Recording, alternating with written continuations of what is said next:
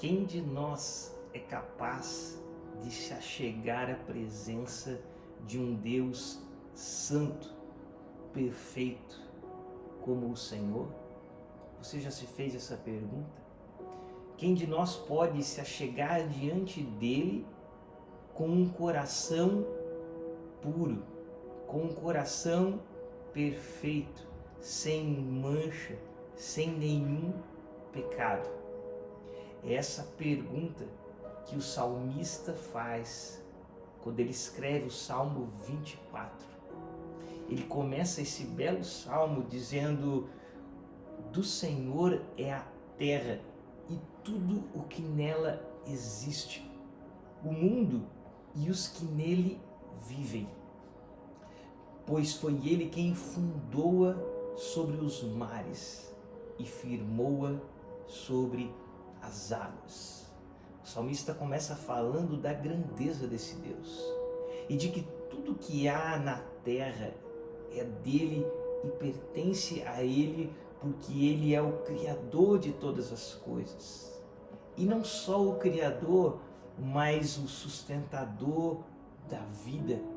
Todos que vivem, tudo que há na terra é sustentado pelo seu poder, porque esse Deus é Criador, é sustentador de todas as coisas. O salmista começa declarando isso para que pensemos na sua grandeza, na sua soberania, em quão poderoso ele é.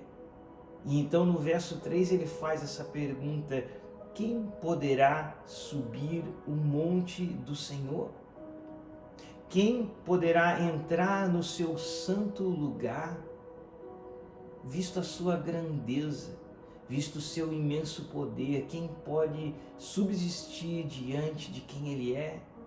E no verso 4 ele vai dizer: aquele que tem as mãos limpas. E talvez se parasse por aqui, algumas pessoas poderiam dizer: veja, eu tenho minhas mãos limpas, você não pode ver aparente pecado em mim.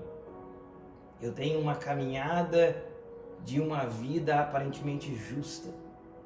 Mas o salmista continua e ele diz: não apenas as mãos limpas, mas um coração puro. Ele vai mais adiante. Não fica apenas no nosso exterior, naquilo que pode ser visto pelos homens, por uma justiça que os homens podem julgar, dizendo: veja, aquele homem de fato nunca praticou iniquidades. Mas o salmista diz: mas o que tem um coração puro. É como aquilo que Jesus faz no Sermão da Montanha, onde ele diz: não basta que você não adultere, não basta que você não mate alguém, mas é mais do interior. Tem a ver com o interior do seu coração. Você não deve guardar desejos ilícitos no seu coração. Você não deve se irar contra o próximo. É muito mais profundo, vai muito mais além, para que você chegue-se diante de Deus, diante daquele que é plenamente puro e santo. Você tem que ter as mãos limpas e um coração puro, que não recorre aos ídolos, nem jura por deuses falsos. É esse que ele diz receberá a bênção do Senhor. E aí nós pensamos: quem pode subir? Quem de nós pode subir à presença de Deus? Quem de nós pode chegar diante desse Deus com as mãos limpas e com um coração puro? E a resposta é: nenhum de nós. Nenhum sequer, não há um justo sequer nessa terra, não há ninguém que busque a Deus, todos se desviaram do Senhor. E essa é a nossa condição desesperadora de pecadores e de perdidos, de pessoas que são incapazes de subir o Monte Santo, de habitar na presença de um Deus que é santo e perfeito, cujo Deus, o pecado, não pode coexistir. Não podemos nos achegar a Ele por causa da nossa condição de pecadores.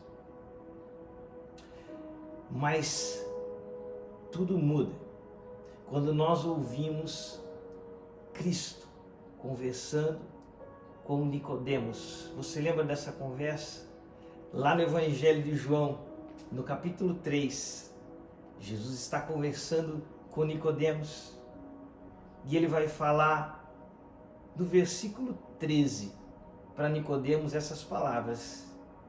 Ele vai dizer: Nicodemos, ninguém jamais subiu aos céus. Ou seja, nenhum de nós tem essa capacidade de subir aos céus. Como que Jesus estivesse relembrando esse salmo. Nenhum de nós pode se achegar ao santo lugar, porque somos pecadores. Jesus estava falando com Nicodemos justamente a respeito da sua incapacidade de compreender o que Jesus estava explicando.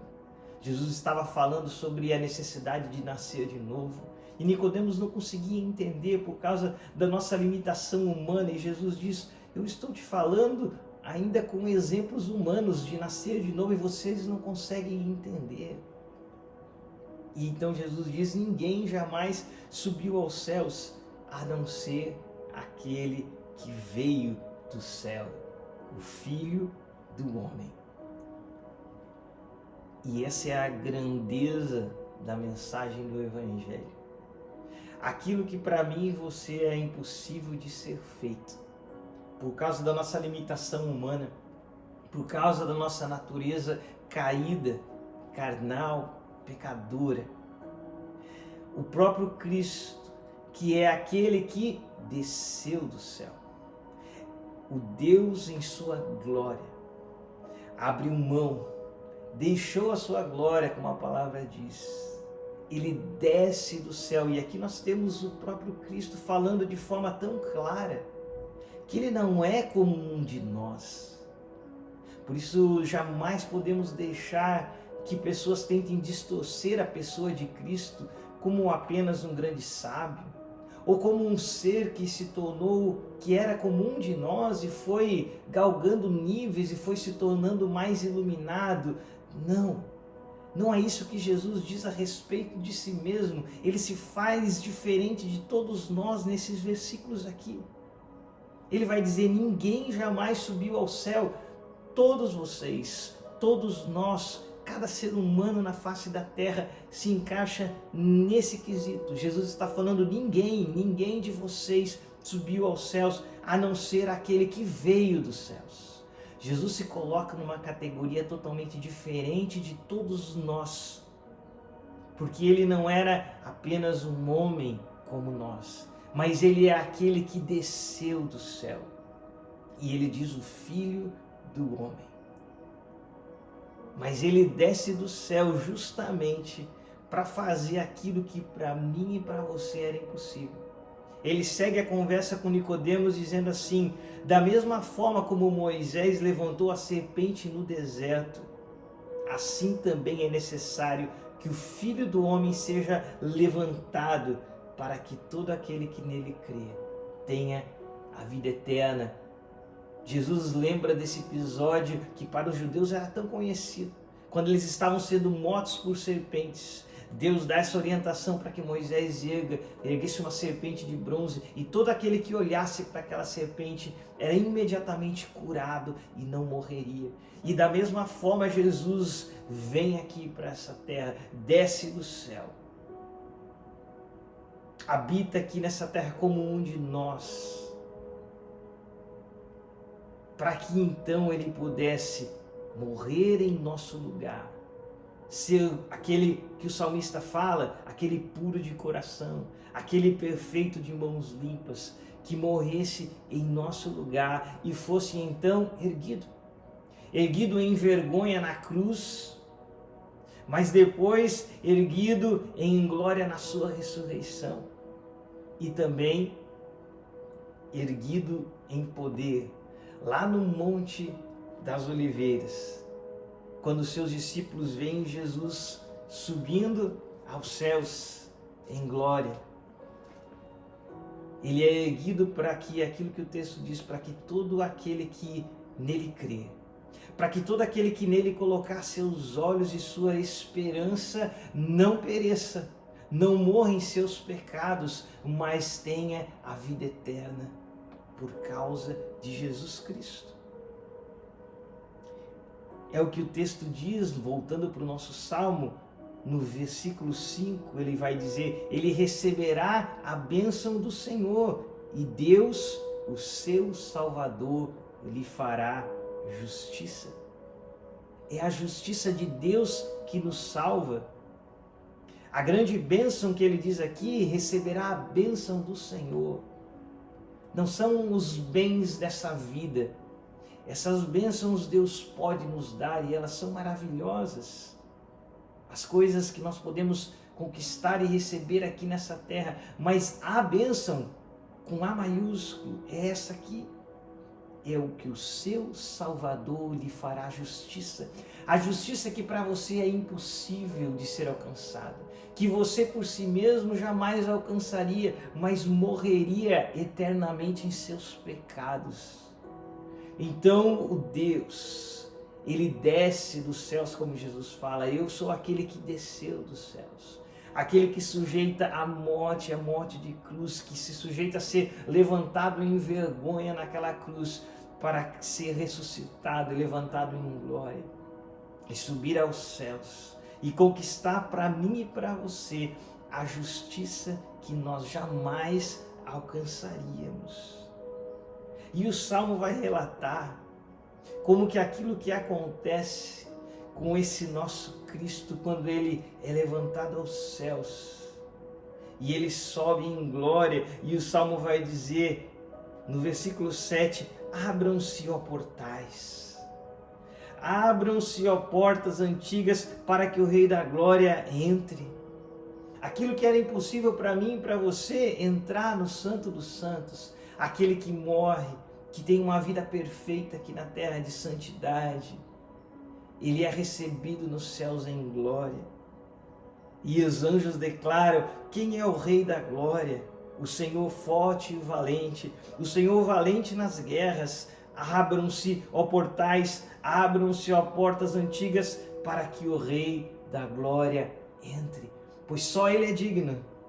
Quem é esse Rei da Glória? O salmista pergunta. O Senhor dos exércitos, ele é o Rei da Glória.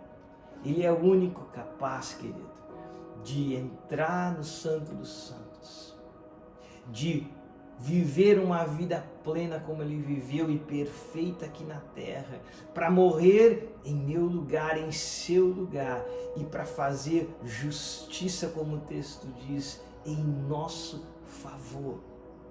Ele é esse Rei da Glória. Ele é aquele que o Salmo pergunta: quem poderá subir o monte do Senhor? Quem poderá entrar no seu santo lugar? É Cristo. Ele é o único capaz de entrar no santo lugar, de nos justificar, para que eu e você pudéssemos então entrar na presença de Deus. E é por causa dele que nós podemos entrar. Quando ele pergunta: quem pode entrar no santo lugar?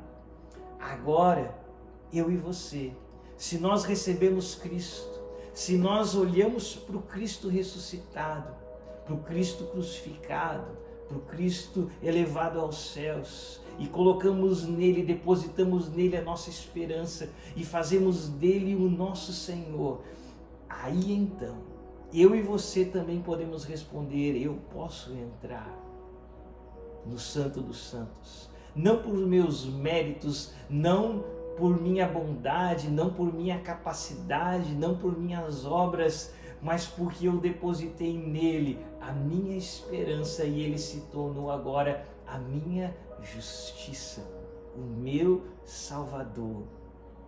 Essa é a alegria que todo aquele que recebe Cristo desfruta, a alegria da vida eterna, a esperança, a certeza da nossa salvação em Cristo Jesus. Amém, querido? Que essa palavra, que esse salmo tão lindo, tão maravilhoso, fique guardada no seu coração. Que o Senhor te abençoe, que o Senhor te guarde e até o nosso próximo vídeo. Abraço.